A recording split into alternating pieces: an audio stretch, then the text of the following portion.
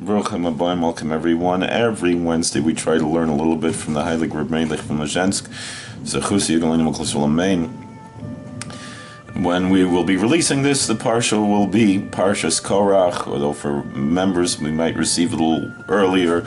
We are recording ahead of time, though, because of plans of travel. The Parsha, the week when this is released, will be Parshas Korach. Actually, in Eretz Israel it's already Korach. And we read a Yomer. We could say, V'yishma Moshe v'yipol upanav. And Moses heard this and he fell on his face.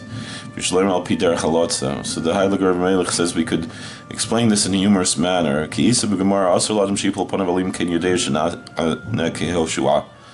Cited in the Talmud that a person is not allowed to fall on his face in prayer unless he knows that he will be answered, just like Joshua the son of Nun. Moshe Rabbeinu alav shalom hay anav moed v'hay shafal batid mikol adam. Moses was very humble. He was more humble than any other person. He was afraid to fall on his face. But